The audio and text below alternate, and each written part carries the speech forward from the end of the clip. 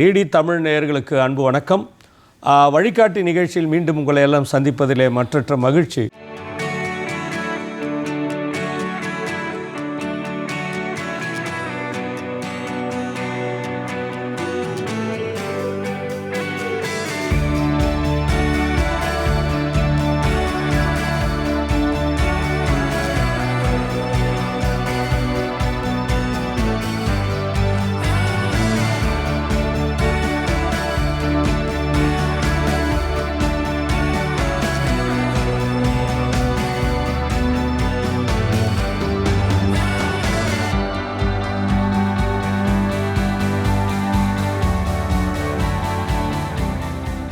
உங்கள் எல்லோருக்கும் தெரியும் இந்த வழிகாட்டி நிகழ்ச்சி எதற்காக நாம் தொடர்ந்து ஒளிபரப்பிட்டுருக்கோன்னு சொன்னால், மத்திய அரசினுடைய பல்வேறு திட்டங்கள் குறித்தும் மத்திய அரசு நிறுவனங்கள் எப்படி மக்களுக்கு பயனுள்ள வகையிலே செயல்பட்டு கொண்டிருக்கிறது, அப்படி செயல்பட்டு கொண்டிருக்கும் பொழுது அந்த நிறுவனத்திலிருந்து மக்களுக்கு என்னென்ன மாதிரியான நன்மைகள் கிடைக்கிறது, அதை எப்படி மக்கள் கேட்டு பெற வேண்டும் என்று பல்வேறு விஷயங்களை நாம் இந்த நிகழ்ச்சியில் எக்ஸ்பர்ட்ஸை கூட்டு நாம் தொடர்ந்து விவாதிச்சிட்ருக்கோம்.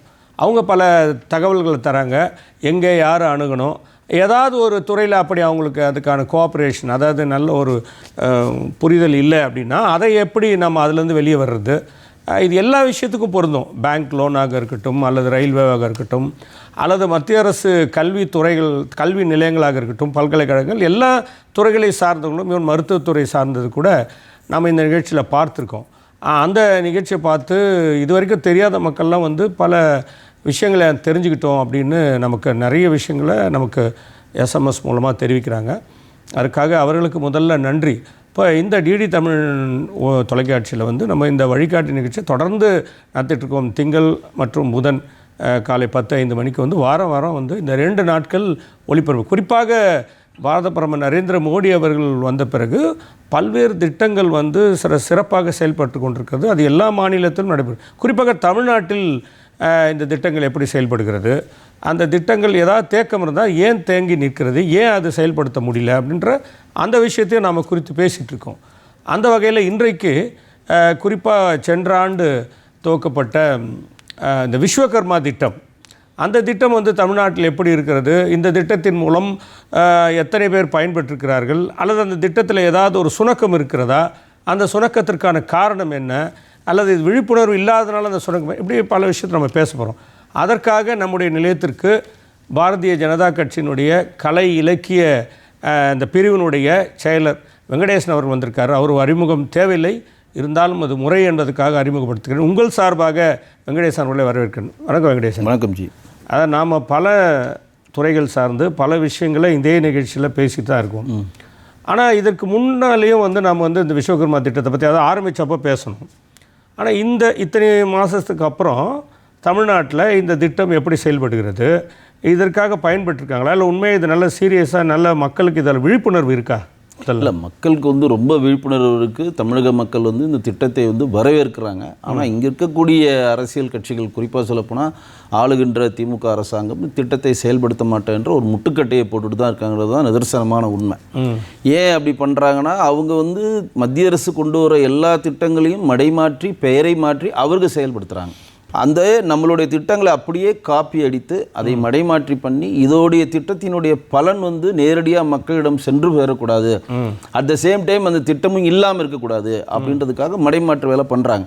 ஆனால் அது ஒரு குறிப்பிட்ட நபர்களுக்கு பண்ணி நிப்பாட்டிடுறாங்க. ஆனால் நம்ம ஸ்கீம் அப்படி கிடையாது. பிஎம் விஸ்வகர்மா யோஜனா திட்டம்ன்றது 2023 ஆகஸ்ட் 15 சுதந்திர தினத்திலிருந்து மோடிஜி அவர் அறிவிக்கிறாரு. செப்டம்பர் 17 அதை இம்ப்ளிமெண்ட் பண்ணுறாரு. செப்டம்பர் 17 2 சிறப்பு இருக்குது. மோடிஜி அவர்களுடைய பிறந்த நாள் அன்றைக்கு தான் விஸ்வகர்மா ஜெயந்தி. ஒட்டுமொத்த இந்தியாவில் இருக்கக்கூடிய கைவினைஞர் கலைஞர்கள் எல்லாம் தன்னுடைய தெய்வத்தை வணங்கக்கூடிய ஒரு தினம் தான் விஸ்வகர்மா ஜெயந்தி. படைக்கும் கடவுள்னு சொல்லுவாங்க விஸ்வகர்மா. ஸோ அந்த மாதிரி ஒரு நல்ல நாள் தான் அது தொடங்கி வைக்கிறார்.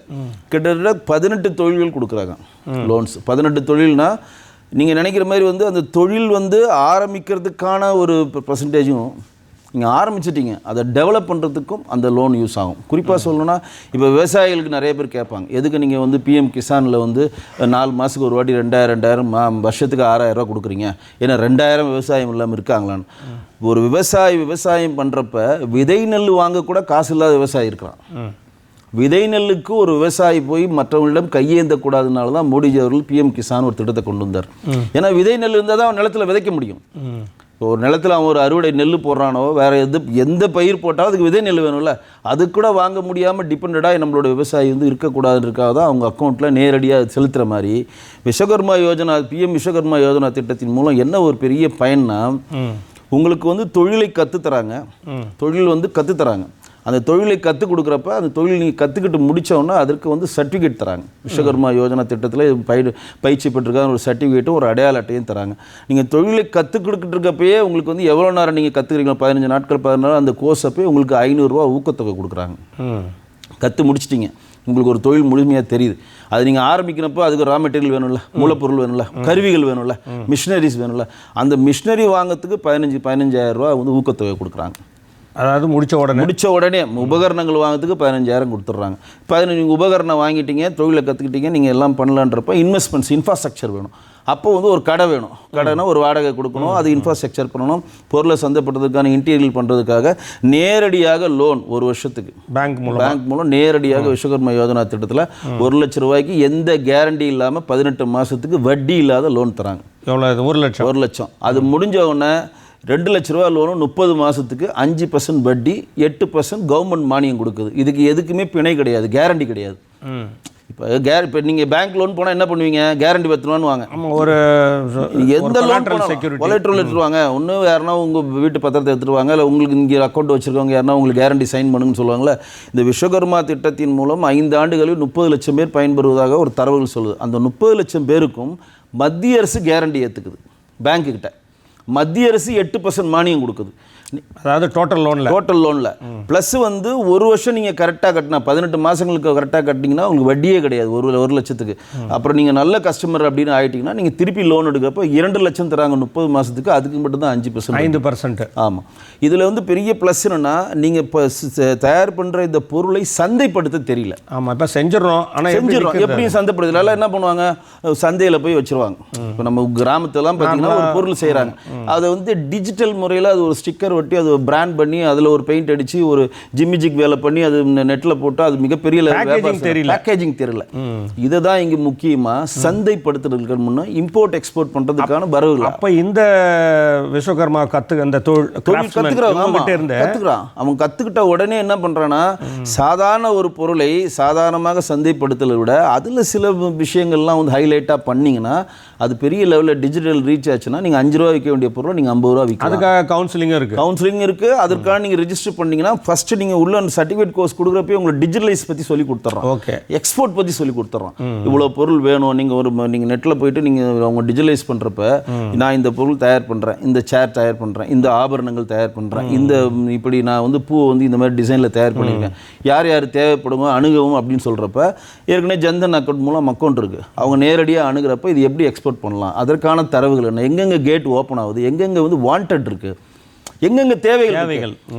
விஸ்வகர்மா யோஜனா திட்டத்தில் இதில் கடன் வாங்கி தான் மற்றது பண்ணுமா அப்படின்றதுக்கு கான்செப்ட் கிடையாது. நீங்கள் ஆல்ரெடி வந்து மூலப்பொருள் வாங்குறத வெளியில் வாங்கிட்டு இருப்பீங்க. உங்களுக்கு குறிப்பாக ஒரு உதாரணம் சொன்னோன்னா, இப்போ நகைக்கு தொழில் செய்கிறாங்க, இதில் ஒர்க் வச்சுக்கோங்க. நகை தொழில் சொல்கிறாலும் இது கொடுக்குறாங்க. நகை தொழில், பூ கட்டுதல், செருப்பு தைதல், நெசவு தொழில், சிற்பிக்கு தராங்க, கொத்தனார் தராங்க, காலனி தயாரிக்கிறவங்க தராங்கன்னு 18 தொழில் தராங்க. இந்த நகை தொழில் வந்து நீங்கள் விழுப்புரம் மாவட்டத்தை எடுத்துக்கிட்டிங்கன்னா சின்ன மூக்குத்தின்னு சொல்லுவாங்களா, சின்னூண்டு ஒரு கல் சின்னூண்டா மூக்குத்தி இருக்கும். இந்த மூக்குத்தி வந்து இந்தியாவிலே அதிகமாக தயார் பண்ணுறது ஏன்னா விழுப்புரத்தில் தயார் பண்ணுறாங்க. ஓகே. ஆனால் அந்த விழுப்புரத்தில் தயார் பண்ணாலும் பற்றை இருக்கும், அவங்களுக்கு நகை செய்வதற்கான எல்லா தரமும் இருக்கும், எல்லா விஷயங்களும் அவங்களுக்கு தெரிஞ்சிருந்தாலும் அதை மூலப்பொருளை வாங்கிறதுக்கு அவங்கள்ட்ட பணம் இருக்காது. அப்போ அந்த மூலப்பொருள் எங்கே போய் வாங்குவாங்க? ஒரு சேட்டு மாதிரி ஒரு மிகப்பெரிய பணக்காரன்ட்ட மூலப்பொருள் வாங்குறப்ப அவர்கள் அந்த மூலப்பொருள்களுக்கு ஒரேடிய லாபத்தை வட்டியாக அவன் சம்பாதிப்பான். ப்ளஸ் வந்து அவங்க மூலப்பொருளை கொடுத்தா தான் இவன் தொழிலே நடைபெற முடியும். அப்போ என்ன தான் நீங்கள் ஒரு கடை வச்சுருந்தாலும் நீங்கள் இன்னொருத்தரை டிபெண்ட் பண்ணியிருக்க ஒரு சூழ்நிலை ஏறுறப்ப நீங்கள் 1 லட்ச ரூபா ப்ளஸ் 2 லட்ச ரூபா 3 லட்ச ரூபா கெடுத்தோடனே நீங்கள் அந்த மூலப்பொருளை தேடி நீங்கள் அலைய தேவையில்லை. அந்த மூலப்பொருள் நீங்களே வாங்கிக்கலாம். ஸோ ஒருத்தருக்கு வட்டியாக கொடுக்க வேண்டிய இதை வந்து நீங்கள் லோனாக கட்டிட்டீங்கன்னா நீங்கள் முதலாளி ஆகிறீங்க. ப்ளஸ் நீங்கள் மூலப்பொருள் 3 லட்ச ரூபாய்க்கு வாங்கி சின்ன சின்ன வேலைகள் செய்கிறப்போ ஒரு 4 பேருக்கு நீங்கள் வேலை கொடுக்குறீங்க. இது தற்சாப்பு பொருளாதாரமும் சேர்ந்து வரும், ஆத்ம நிர்பாரம் இதில் தேர்ந்து வரும். அந்த இதுவும் சேர்ந்து வரும். அவங்க ஒரு 4 பேருக்கு வேலையை கொடுக்குறப்ப அந்த 4 பேர் பார்க்குறான், சரி இது கற்றுக்கிட்டா இவ்வளோ மார்க்கெட் இருக்குது, இவ்வளோ ஸ்பேஸ் இருக்குது, இந்த இதை வந்து இவ்வளோ இதில் கற்றுக்கலாம், இவ்வளோ பேருக்கு நம்ம இது வியாபாரம் பண்ணலான்றப்ப அவன் என்ன பண்ணுறான், அவன் ஒரு லோனை போயிட்டு ஒரு 15 நாள் கோர்ஸ் எடுத்து அவன் பண்ணலாம். இப்படி வந்து பறந்து விரிந்து இருக்கிறது விஸ்வகர்மா யோஜனா திட்டம். இதில் குறிப்பாக இப்போ நம்ம தமிழ்நாட்டுக்கு ஏற்றுக்கொள்ளக்கூடிய அல்ல தமிழ்நாட்டு கிராஃப்ட்ஸ்மேனுக்கு உதவக்கூடிய என்னென்ன தொழிலுக்கு இருக்குது தமிழ்நாட்டில் 18 தொழில்கள். இது வந்து நிறைய பேர் வந்து விஸ்வகர்மா அப்படின்னு விஸ்வகர்மா கேஸ்ட் இதில் கொண்டு வராங்க. கேஸ்ட்டுக்கு எதுக்கு சம்மந்தம் கிடையாது. அந்த திட்டத்தின் பேர் PM விஸ்வகர்மா யோஜனா. கார்பென்ட்ரி இருக்கா, கார்பென்ட்ரி இருக்கிறாங்க, அதை சொல்லிட்டேன் உங்களுக்கு. இப்போ மீன்பிடி தொழிலாளர் இருக்காங்க, சிற்பி இருக்காங்க, பொற்கோலர் இருப்பாங்க, அப்புறம் வந்து டெய்லரிங் இருக்காங்க, தையல் கலைஞர் இருக்கிறாங்க, 18 சம்மந்தமான ஆட்கள் இருக்காங்க, கொத்தனார் இருக்கிறாங்க. இவங்களுக்கு எல்லாருக்குமே இருக்குது. இது எல்லாமே விஸ்வகர்மாவில் வருது. விஸ்வகர்மா திட்டத்தில் தான். இது விஸ்வகர்மா யோஜனான்றது திட்டத்தின் பேர் தான். விஸ்வகர்மா அப்படின்னா ஒரு 5 தொழில் செய்வவங்க தான் விஸ்வகர்மா அறியப்படுறாங்க. ஆனால் அவங்க வச்சுக்கிறது இப்போ PM ஆவாஸ் யோஜனா, இப்போ PM வந்து கிசான் யோஜனான்னு சொல்லி வைக்கிறாங்களே, ஜன்தன் திட்டம்னு வைக்கிற மாதிரி இது திட்டத்தின் பேர் தான். அது தவிர ஜாதிக்கு இதுக்கு சம்மந்தம் கிடையாது. நிறைய பேருக்கு அந்த புரிதல் இல்லை. இப்போ நீங்கள் ஒன்று சொன்னீங்க, மாநில அரசு வந்து இங்கே ஆளுகின்ற மாநில அரசு வந்து இதை காப்பி அடித்து அவங்க வந்து இன்னொரு கைவினை கலைஞர்கள் திட்டம்னு சொல்கிறாங்கன்னா, அப்போ அதற்கான அந்த ஃபண்டு இருக்குல்ல, அது அந்த மத்திய அரசு கொடுக்குற ஃபண்டை தான் பயன்படுத்துகிறாங்க. இல்லை, மத்திய அரசு இல்லை அவங்களே பயன்படுத்துகிறாங்க. மாநில அரசு ஒரு ஃபண்டை ரைஸ் பண்ணுறாங்க. இப்போ வந்து மோடி மக்கள் மருந்தகம் அப்படின்னு சொல்லி நம்ம ஒரு கொண்டு வரோம். இது மக்கள் மருந்தகத்தில் போய் மக்கள் போய் வாங்குறப்ப அந்த மோடிஜியோட படத்தை பார்க்குறாங்க. மோடிஜி வந்து குறைந்த விலையில், நம்ம இந்த வழிகாட்டி நிகழ்ச்சியிலே பேசியிருக்கோம், உயிர்காக்கும் மருந்துகள் குறைந்த விலையில் தராங்க அப்படின்றப்ப மோடி அவர்களுடைய திட்டம் மக்கள் மனதில் எளிதாக சென்றடையுதுல. அப்படி சென்றடையக்கூடாது முதல்வன் மருந்தகம்னு இவங்க ஆரம்பிக்கிறாங்க. சரி, இப்போ அது எல்லாமே மக்களுக்கு தானே, மக்களுக்கு தான். பட் ஆனால் அந்த கிரெடிட்ஸ் அங்கே போகக்கூடாதுல்ல, அது ஓட்டாக கன்வெர்ட் ஆகிடக்கூடாதுல்ல. அதனால உடனே வந்து முதல்வர் மருந்தகம் ஆரம்பித்து நாங்கள் வந்து D.Pharm படித்தவங்களுக்குலாம் ஃபர்ஸ்ட் ப்ரிஃபரன்ஸ் கொடுக்குறோன்ற மாதிரி தான். அப்போ இந்த கலைஞர் கைவினை கலைஞர்கள் கொடுக்குற திட்டமும் இந்த விஸ்வகர்மா திட்டம் ஒன்று தானே? இல்லை, கலைஞர் கைவினை திட்டத்துக்கும் விஸ்வகர்மா யோஜனா திட்டத்துக்கும் நிறைய டிஃப்ரெண்ட் இருக்குது. அவங்க வந்து 1 லட்சம் தான் தராங்க, நம்ம 3 லட்சம் வரையும் தரோம். ரெண்டாவது வந்து அவங்க வந்து 21 வயசுக்கு அப்புறம் தான் அந்த தொழில் நீங்கள் 18 வயசுலேயே தராங்க. அதாவது நீங்கள் வந்து வேலை செஞ்சுக்கிட்டு இருக்கப்போ நீங்கள் படிச்சுக்கலாம். அதுதான் இவங்க வந்து வேற மாதிரி குலத்தொழில்னு சொல்லி சும்மா போட்டு கன்ஃபியூஸ் அதுக்கெல்லாம் கிடையாது. இது குலத்தொழிலாம் எதுவுமே கிடையாது. நீங்கள் ஆல்ரெடி வேலை செஞ்சுட்டு இருக்கீங்க, அதை இன்னும் கொஞ்சம் நீங்கள் இன்ஃப்ராஸ்ட்ரக்சரை பெருசு பண்ணுறதுக்கு இந்த லோன் யூஸ். நீங்கள் அது குலத்தொழிலாக இல்லாமல் கூட இருக்கலாம், எது வேணா இருக்கலாம். நீங்கள் அதை ஐடிஐயில் படிச்சுட்டு எது வேணா இருக்கலாம். நீங்கள் வந்து எப்படி சொல்கிறாங்கன்னா, அவங்க இப்போ தமிழ்நாடு அரசில் வந்து இது இம்ப்ளிமெண்ட் பண்ணணும் அப்படின்னா இவர்கள் இன்னாரி இன்ன தொழில் தான் செய்கிறாங்கன்னு விவோட்டு வந்து ஒரு சர்டிஃபிகேட் வாங்கணும். ஓகே, அந்த ஊர், ஆமாம், அந்த ஊர் விவோட்ட இவங்க இன்னார் தான் இந்த தொழில் செய்கிறாங்க அப்படின்ற ஒரு சர்டிஃபிகேட் வாங்கணும். இது வந்து பாரம்பரியமிக்க கைவினை கலைஞர்களை தூக்கி விடுறது தான். 5 ஆண்டுகள் 30 லட்சம் பேருக்கு நம்ம இந்த லோன்ஸ் 30 லட்சம் பேர் பயன்படுற மாதிரி தான் திட்டம் வடிவமைக்கப்பட்டிருக்கு. 13,000 கோடி ஒதுக்கியிருக்காங்க இந்த திட்டத்துக்கு. பாரம்பரியமாக, அதாவது எப்படி சொல்கிறேன்னா, இப்போ ஒருத்தவங்க கைவினை கலைஞர் இருக்கிறாங்க, அவங்களுக்கு வருமானம் வரல, ஒரு குறிப்பிட்ட லெவல் மேலே என்ன நினைக்கிறாங்க, வருமானம் வரல, இதை வேண்டாம், நான் வேறு லைனுக்கு போகிறேன் அப்படின்னு போகிறப்ப அதில் வந்து முக்கியமாக மோடிஜி அவர்கள் குறிப்பிட்டு சொல்கிறது பொம்மை செய்தல். நம்ம இன்றைக்கி பொம்மைகள் எல்லாம் எங்கே வாங்குகிறோம்? சைனீஸ் பொம்மை தான் வாங்கிட்டோம்.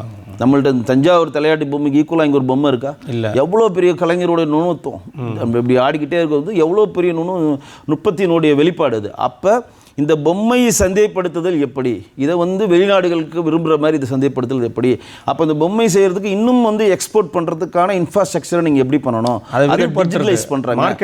மார்க்கெட்டை டிஜிட்டலைஸ் எப்படி பண்ணலாம், நம்ம பொருளை தரம் வாய்ந்த பொருளாக புவிசார் குறியோட உலகம் ஃபுல்லாக எப்படி ஏற்றுமதி பண்ணலாம், இந்த அவேர்னஸ் வரப்போ அப்போ நம்ம இந்த தொழிலை செய்தால் நமக்கு லாபம் இருக்கிறது, இந்த தொழில் மூலம் நம்ம வந்து மிகப்பெரிய ஒரு பொருளாதாரங்களை அடைய முடியுன்ற ஒரு தன்னம்பிக்கை அவங்களுக்கு ஏற்படுது.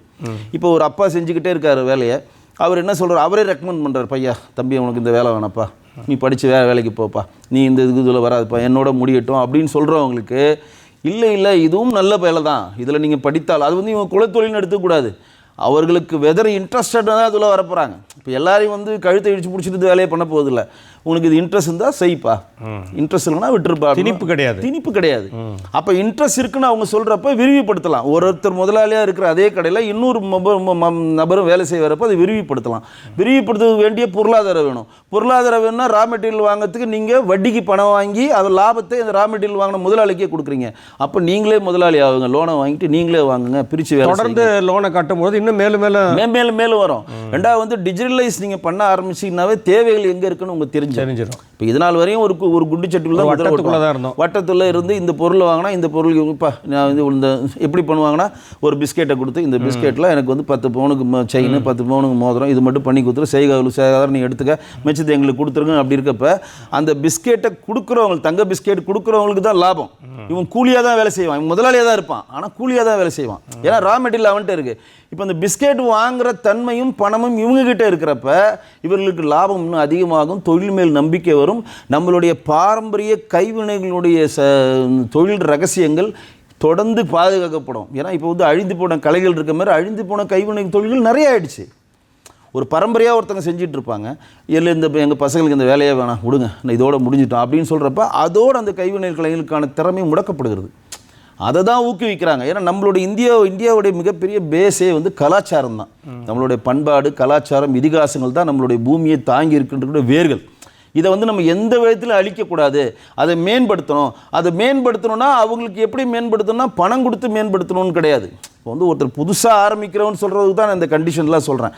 நீங்கள் 15 நாள் போய் ட்ரைனிங் போகணும். ஆல்ரெடி இருக்கவங்களுக்கு வேறு 15 நாள் ட்ரைனிங் போகணுன்னா விஸ்வகர்மா யோஜனா திட்டத்தில் நீங்கள் ட்ரெயின் பண்ணவன்னு உங்களுக்கு சர்டிஃபிகேட் தராங்க. அடையாள அட்டை கொடுத்தோன்னே அதை டிஜிட்டலைஸ் பண்ணாவே நீங்கள் எக்ஸ்போர்ட்டில் உள்ள வந்துடுவீங்க. இல்லை இப்போ நீங்கள் சொல்கிற மாதிரி இவ்வளோ வசதிகள் இருக்குது. அதாவது மூலப்பொருள் வாங்கிறதுக்கு பணம், நீங்கள் அதை பிராண்ட் பண்ணுறதுக்கு உதவி, ப்ளஸ் எக்ஸ்போர்ட் பண்ணுறதுக்கான நாலேஜை வந்து அந்த படிக்கிற காலத்திலே கொடுக்குறாங்க. இது இத்தனையும் வசதி இருக்கும் பொழுது இப்போ இந்த மாநிலத்தில் இருக்கிற ஒரு அரசு வந்து அதை இம்ப்ளிமெண்ட் பண்ணாமல் முடக்கிறாங்கன்னும் பொழுது இந்த கைவினை கலைஞர்கள் மத்தியில் இதுக்கான வரவேற்பு எப்படி? இங்கே இப்போ என்ன சிக்கல்னா, நம்ம வந்து திட்டத்தை அறிவிச்சிட்டோம். இந்த திட்டத்தை இம்ப்ளிமெண்ட் பண்ண சொல்லி மாநில அரசு கேட்டிருக்கோம். இந்த மாநில அரசு இம்ப்ளிமெண்ட் பண்ண மாட்டேங்குது. ஆனால் மாநில அரசை டிபெண்ட் பண்ணி தான் மத்திய அரசு இருக்குது. ஏன்னா இன்னார் இந்த தொழில் செய்கிறாங்கன்னு சொல்லி மாநில அரசை சேர்ந்த விஓ தாசில்தாரோ சர்டிஃபைட் பண்ணால் தான் நீங்கள் அதில் ஏற்ற முடியும். உங்களுடைய நீங்கள் போய் விஸ்வகர்மா யோஜனா திட்டத்தில் போய் நீங்கள் அப்ளை பண்ணணும் அப்படின்னா அந்த ப்ராசஸ் நடக்கலை. இவங்க ஸ்டாப் பண்ணி வச்சுருக்காங்க. அதனால் ஆமாம், அது ஸ்டாப் பண்ணி வச்சுருக்காங்க. இந்த திட்டத்தில் போய் சேர்ந்துடக்கூடாது. ஒரு 10 லட்சம் பேர் மக்கள் கைவினை கலைஞர் ஓட்டு கன்வெர்ட் ஆகக்கூடாதுன்னு அவங்க நினைக்கிறப்ப அதுக்கு எதிர்ப்பை நம்ம சம்பாரிச்சிருவோம், அதற்கான மக்களுடைய கோபத்துக்கு ஆளாகணுன்னா டக்குன்னு அதை மடைமாட்டி கலைஞர் கைவினை திட்டம்னு சொல்லி ஒன்று ஆரம்பிக்கிறாங்க. ஆனால் அது சென்ட்ரல் கவர்மெண்ட் சக்ஸஸ் பண்ண முடியாது. இவங்க திட்டங்கள் எப்படி ஆரம்பிப்பான்னு உங்களுக்கு சொல்லவே வேணாம். ஆரம்பிப்பாங்க ஜிகின்னு ஒரு மாதம் நடக்கும், அதுக்கப்புறம் காணாமல் போயிடும். அதுக்கப்புறம் அது ப்ராசஸ் இருக்க மாட்டாங்க, அதுக்கு எதுனா ஐஏஎஸ் கேடர் இருக்க மாட்டாங்க. அது எப்படி ஃபாலோ பண்ண சென்ட்ரல் கவர்மெண்ட் திட்டம் அப்படி கிடையாது. இது உலகளாவிய திட்டம் மாதிரி இந்தியா ஃபுல்லாக திட்டம் இருக்கும். இந்தியா ஃபுல்லாக அது ரீச் ஆகும், எல்லா இடத்துலையுமே அதை கொண்டு போய் சேர்ப்பாங்க. இதை வந்து எப்படியாவது ஒரு மத்திய அரசினுடைய திட்டங்கள் மாநில இருக்கக்கூடிய மக்களிடம் சென்று சேரக்கூடாது, மோடியோடைய நல்ல திட்டங்கள் மக்கள் மனதில் இடம்பெறக்கூடாதுன்றத ரொம்ப தெளிவாக இங்கே இருக்கக்கூடிய தமிழக அரசு செய்யுது. அப்போ இங்கே இருக்கிற கைவினை கலைஞர்களுக்கான அந்த சங்கங்களோ அல்லது அந்த கூட்டமைப்புகளோ அவங்க வந்து இதை மத்திய அரசுக்கு அதை தான் இவங்க மடைமாட்டு பண்ணுறாங்களோ, குலக்கல்வி கொண்டு வராங்க. இவங்க குலக்கல்வி கொண்டு வராங்க, ராஜாஜி எப்படி கொண்டு வந்தாரோ அந்த மாதிரி குலக்கல்வியை கொண்டு வராங்கன்னு சொல்லி இவங்க எப்படி வந்து இருமொழி கொள்கை மும்மொழி கொள்கைக்கு ஒரு மடைமாட்டி பண்ணுற மாதிரி, வராத தேர்தலுக்கு மறுசீரமைப்புன்னு ஒரு மடைமாட்டு பண்ணுற மாதிரி, ரூபாய் நோட்டுக்கு ரூன் போட்டு ஒரு மடைமாட்டு பண்ணுற மாதிரி ஏதாவது விஷயத்தை மத்திய அரசு குறை சொல்லி இருக்குன்னு தான் இதையும் கொண்டு வராங்க. ஆக மொத்தத்தில் வாக்கு அரசியல் தான் இது. வாக்கு அரசியல் தான். சென்ட்ரல் கவர்மெண்டோடைய திட்டம் எளிய மக்களிடம் கொண்டு போய் சேர்த்து பயனடைஞ்சிட்டானா ஓட்ட போட்டுருவான் மோடிஜி அவருக்கு. இப்போ விஸ்வகர்மா திட்டத்தின் மூலம் மொத்தம் வந்து பிணையம் இல்லாமல் 3 லட்சம் லோனை வாங்கிட்டானா அடுத்த ஓட்டு அவன் யாருக்கு? மோடிஜி அவர்களுக்கு ஓட்டு போட்டுருவான், தாமரைக்கு ஓட்டு போட்டுருவான். அந்த மாதிரி யாரும் ஓட்டு போடக்கூடாது. அப்போ நீங்கள் அட் த சேம் டைம் வந்து இதே திட்டத்தை நாங்களும் தரோம். ஆனால் இவங்க கொடுக்குற இவங்க திட்டங்கள் எது போட்டாலும் அந்த திட்டங்களுக்கும் குறிப்பிட்ட ஃபண்டை மத்திய அரசு தான் கொடுக்கும். இப்போ நீங்கள் மெட்ரோ கட்டினி இப்போ இருமொழி கொள்கை பிஎம்சி கொள்கை பள்ளித்திட்டம் கொண்டு வந்தாங்கன்னா 60-40 தான். 60% மத்திய அரசு கொடுக்கும், 40% இது. இப்போ மகாத்மா காந்தியோட ஊரக வேலைவாய்ப்பு திட்டம் கொண்டு வந்தீங்கன்னா 90-10 90% மத்திய அரசு கொடுக்குது, 10% மாநில அரசு கொடுக்குது.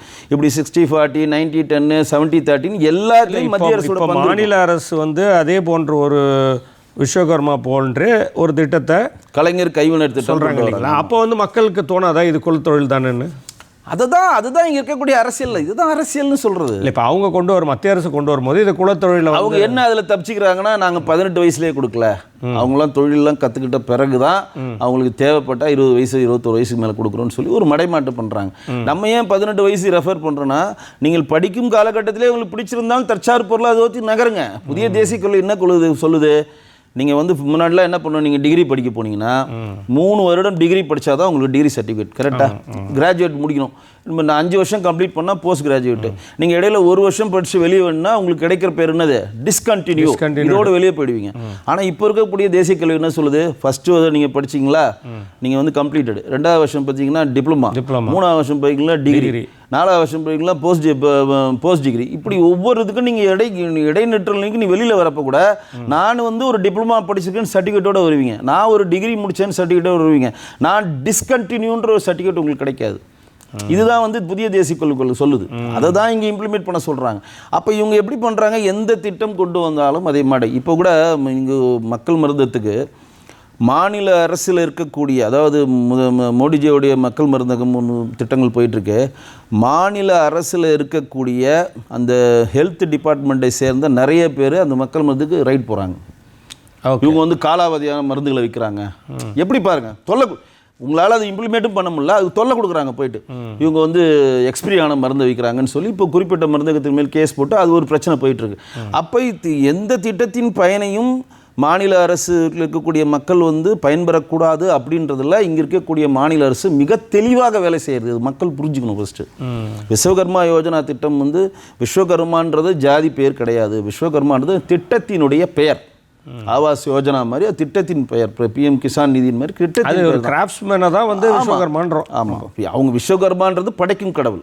விஸ்வகர்மான்றவங்க பேர் படைக்கும், இந்த உலகத்தை படைத்தவர்கள். இன்றைக்கு இருக்கக்கூடிய இந்தியாவில் இருக்கக்கூடிய உலகத்தில் இருக்கக்கூடிய அனைத்து சுற்றுலா தலங்களும் மேன்மை அடைந்து இருக்கிறதுனா அது விஸ்வகர்மாவுடைய கைவண்ணம். அது மட்டும் இல்லை, இப்போ முன்ன மாதிரி அந்த குலத்தில் தான் இருக்கிறவங்க தான் கார்பெண்டர் ஆகணும் இல்லை, இப்போ அதுவும் கல் தச்சர் அப்படிலாம் இல்லை. இப்போ யாரை கற்றுக்கிட்டா அவங்க கேட்கறது கைவினை கலைஞர்கள் தான்.